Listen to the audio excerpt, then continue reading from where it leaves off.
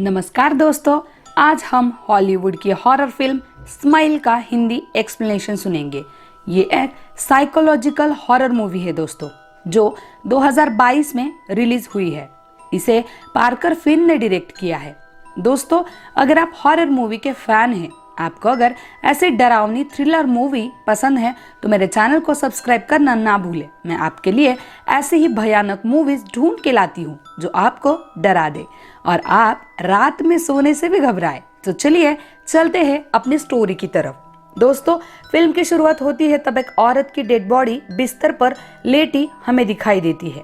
कमरे की हालत बहुत ही खराब होती है। टेबल पर दवाइयां बिखरी पड़ी है। औरत दिमागी तौर पर स्वस्थ नहीं दिखाई देती है। उस पर ट्रीटमेंट चल रही होती है। उसे दौरे पड़ते थे। इसी एक दौरे के दौरान उसने एक साथ ढेर सारी स्लीपिंग पिल्स खाई है, जिसके चलते उसकी मौत हुई है। औरत अपनी छोटी बच्ची रोज के साथ रहती थी। उसकी एक बड़ी बेटी है जो पहले ही घर छोड़कर जा चुकी है। रोज अपने माँ के डेड बॉडी को देख रही होती है। फिर सीन शिफ्ट हो जाता है। रोज अब बड़ी हो चुकी है। उसने अपनी माँ का दर्द करीब से देखा है, इसीलिए वो साइकेट्रिक बन गई है। वो चाहती है कि दुनिया में दिमागी हालत ठीक न होने के कारण किसी को भी जान न गंवाना पड़े। वो ऐसे पेशेंट्स को जिनमें सुसाइडल टैट्स है उनका अभ्यास कर रही होती है। वो एक ऐसी दवाई बनाना चाहती है जिससे ये लोग रोग मुक्त हो जाए। आज रोज एक मरीज से मिलने आई है। उस मरीज को ये डर है कि एक दिन आजू बाजू वाले सब लोग मर जाएंगे और वो दुनिया में बिल्कुल अकेला रहेगा। इसी डर के कारण उसे पैनिक अटैक्स आते रहते हैं। वो हमेशा घबराया हुआ रहता है। उसे मिलकर रोज घर जाने के लिए निकलती है। तभी एक इमरजेंसी केस आ जाता है। एक लड़की लॉरा, जिसने अपने प्रोफेसर को खुद को हथौड़ी से मारकर जान देते देखा है। लॉरा को सीरियस कंडीशन में हॉस्पिटल लाया गया है। वो बहुत ही नर्वस फील कर रही है। रोज लॉरा को मिलने उसके कमरे में जाती है तो लॉरा सहम कर एक कोने में खड़ी है। लॉरा रोज को बताती है कि उसे एक अजीब सी चीज दिखाई देती है जो बस उसे ही दिखती है। वो चीज किसी के भी रूप में आ सकती है। इतना ही नहीं, वो किसी मृत व्यक्ति का भी रूप ले सकती है, जैसे कि मेरे दादाजी का।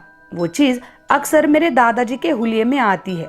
मेरे दादाजी को मरे कई साल बीत गए हैं। उन्होंने मेरे सामने दम तोड़ा था, फिर भी वो अभी भी मुझे दिखते हैं। वो चीज मुझ पर हावी होना चाहती है। उसे पहचानने का एक ही तरीका है, वो है उसकी अजीब सी स्माइल। वो स्माइल कोई प्यारी सी स्माइल नहीं है, बल्कि बेहद डरावनी है। उस चीज ने कहा है कि आज मैं मरने वाली हूँ, इसलिए मैं इतना परेशान हूँ। बोलते बोलते लॉरा की तबीयत बिगड़ जाती है। वो जमीन पर गिड़गिड़ाने लगती है, जैसे वो किसी से स्ट्रगल कर रही हो। वो छटपटा रही है। ये सब देखकर रोज इंटरकॉम से मदद मंगवाती है। जब वो फोन बंद करती है तो उसके पीछे लॉरा खड़ी है, वो भी बिल्कुल ठीक अवस्था में। रोज देखती है कि लॉरा के चेहरे पर वही अजीब सी स्माइल है, बिल्कुल वैसी जैसी उसने अभी अभी बताई थी। लॉरा के हाथ में कोई नुकीली चीज है जिससे वो खुद को मार डालती है, फिर भी उसके चेहरे पर वो अजीब मुस्कान कायम है। रोज शॉक हो जाती है। उसे इस बात का बहुत बुरा लगता है कि उसके आंखों के सामने किसी की जान गई और वो कुछ भी नहीं कर पाई। इस घटना की इन्वेस्टिगेशन के लिए पुलिस आती है। 2 ऑफिसर्स में एक रोज का दोस्त होता है। रोज उन्हें सब कुछ बता देती है जो लॉरा ने उसे बताया था। सब निपटा कर रोज घर आती है। घर में रोज अपने पति और उसकी एक बिल्ली के साथ रहती है। रोज पति को सब बताती है ताकि मन हल्का हो जाए। मूड ठीक करने के लिए वो दोनों डिनर के लिए बाहर जाते हैं। उनके साथ रोज की बहन और उसका पति भी है। बहन कहती है कि परसों उसके बेटे का जन्मदिन है और रोज को आना ही होगा। रोज कहती है काम बहुत बढ़ गया है, इसलिए शायद वो नहीं आ पाएगी। फिर बहन रोज को कहती है माँ का घर खाली पड़े पड़े खंडर बन रहा है, इसलिए वो बेच दो, कुछ पैसे आएंगे। रोज ये कहकर मना करती है कि उस घर के साथ अपनी बचपन की यादें जुड़ी हुई है। वो माँ की आखिरी निशानी है। मन में रोज सोचती है कि उस घर में मैंने तब वक्त बिताया है। जब ये मेरी बहन बस अपने बारे में सोचकर हमें छोड़कर चली गई थी। दूसरे दिन रोज हॉस्पिटल जाती है तो उसे उसका पुलिस दोस्त मिलने आता है। दोनों में कुछ अनबन हुई थी, इसलिए उसे ज्यादा बातें न करके रोज अपने कैबिन में जाकर लॉरा के प्रोफेसर की केस के बारे में इंटरनेट पर जानकारी लेने लगती है। उस रिपोर्ट में लॉरा ने बताए हुए स्माइल के बारे में लिखा होता है। रोज को उसकी बहन का कॉल आता है। बातें करते करते रोज खिड़की के पास जाकर नीचे देखती है तो उसे नीचे से कोई घूर रहा है ऐसा दिखाई देता है। बहन से बात होने के बाद रोज राउंड के लिए निकलती है। वो उस पहले मरीज के पास जाती है। वो स्माइल करते करते वही बात दोहरा रहा होता है, सब मर जाएंगे, तुम भी मर जाओगी। लेकिन हैरानी की बात यह है कि आज वो पहले जैसा घबराया हुआ नहीं है, बल्कि स्माइल कर रहा होता है। बोलते बोलते वो बेकाबू होने लगता है। रोज घबराकर मदद बुलाती है। जब हेल्पर्स आते हैं तो सब देखते हैं कि वो मरीज तो चुपचाप बेड पर लेटा था, यानी अभी अभी जो रोज ने देखा वो उसका वहम था।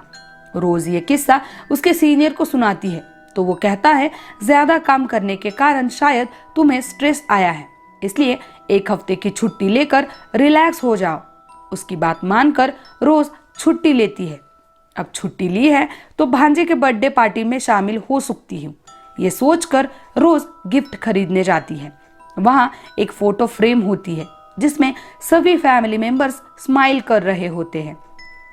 गिफ्ट खरीदकर रोज घर आती है। आराम से बैठकर उसे पैक करने लगती है। तब उसके हस्बैंड का मैसेज आता है, ज्यादा काम होने के कारण वो आज लेट आएगा। रोज रिलैक्स होकर ड्रिंक्स लेने लगती है। अचानक घर का सिक्योरिटी अलार्म बजने लगता है और अचानक आई आवाज सुनकर रोज के हाथ से ग्लास छूट जाता है। रोज देखती है कि घर का मेन डोर और बैकयार्ड का दरवाजा खुला है, जो उसने खुद अच्छे से बंद किया था। सिक्योरिटी का कॉल आने पर रोज हकीकत सुनाती है। फोन से आवाज आती है कि अपने पीछे देखो। रोज मुड़कर पीछे देखती है तो घर का फोन अभी बज रहा होता है। मतलब अभी जो रोज ने देखा, जो उसके साथ हुआ, वो वास्तव में हुआ ही नहीं था। अलार्म सुनकर पुलिस आती है और घर की तलाशी लेती है, लेकिन उन्हें कुछ भी नहीं मिलता। रोज की बिल्ली भी इसी समय गायब हो जाती है। रात को रोज को अच्छी नींद नहीं आती, उसको नाइटमेयर्स आते हैं। नींद न आने के कारण वो उठकर काम करने बैठ जाती है। वो लॉरा के साथ वाला उसका सेशन सुन रही होती है तो लॉरा के मौत के वक्त पीछे से गिद्ध जैसी आवाज आती सुनाई देती है। अचानक रोज को उसकी माँ की आत्मा आकर डराती है। वो सिर्फ रोज को ही दिखाई दे रही होती है। रोज चाकू उठाती है और चिल्लाने लगती है। आवाज सुनकर उसका पति जाग जाता है। रोज के हाथ में चाकू देखकर वो बहुत डर जाता है।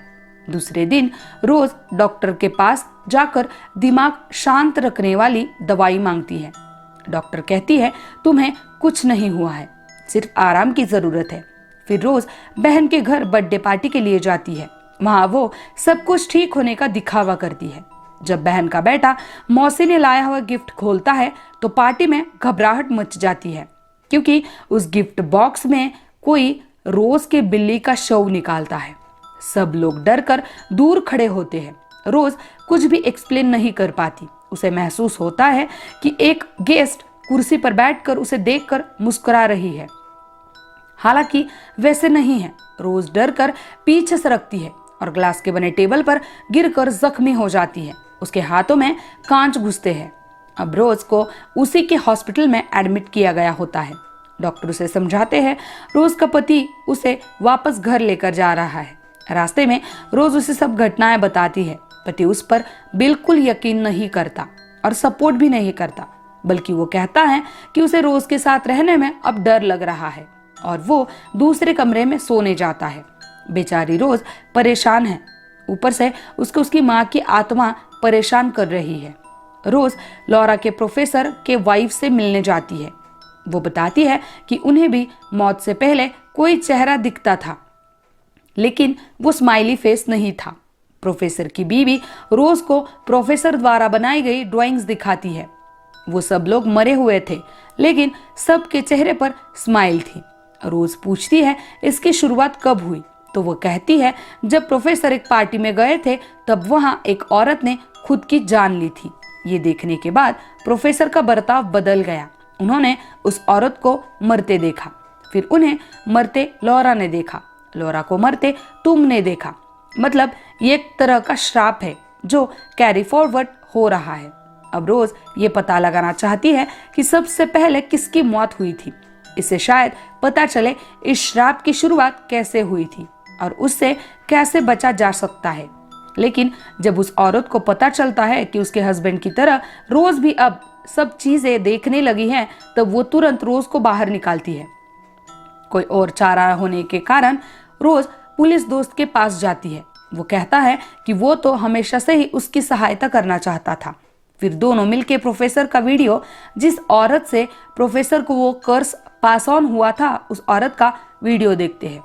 फिर रोज घर आकर पति को सब कुछ बताना चाहती है, लेकिन वो देखती है कि वो पहले से ही उसके बारे में उसके डॉक्टर से बात कर रहा है। दोनों को ऐसे लगता है कि रोज मानसिक रोगी है। गुस्से में आकर रोज घर छोड़कर अपने बहन के पास जाती है। बहन का ये भी मानना होता है कि रोज की दिमागी हालत अपनी माँ की तरह खराब हुई है, तुम भी पागल बन गई हो। ये सुनकर रोज गुस्सा होकर कहती है, तुम क्या जानो माँ की हालत कैसी थी, तुम तो उस वक्त उनके साथ भी नहीं थी, बल्कि खुदगर्ज बनकर घर से भाग गई थी। गुस्से से रोज अपनी कार में जाकर बैठती है तो उसकी बहन उसके पीछे आकर गाड़ी के बाहर खड़ी रहती है और अचानक से अपनी गर्दन उल्टा घुमाकर उसे देखती है।